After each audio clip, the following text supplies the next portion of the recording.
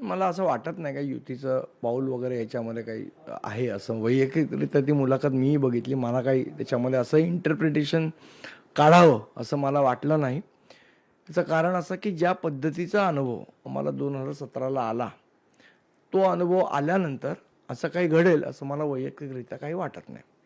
मराठी माणसाच्या हितासाठी एकंदरीत काल जर बघितलं तर माझी इच्छा आहे मात्र समोरच्याची इच्छा असली पाहिजे असं सुद्धा बरोबर आहे. तेच मी म्हटलं की 2017ला आम्ही तो अनुभव घेतलाय.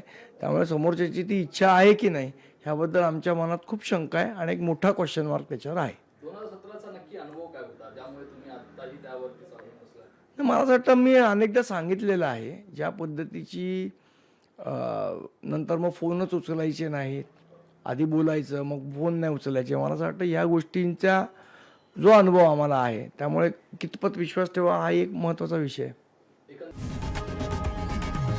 लोकशाही मराठी ऐका, पहा, जागरूक रहा.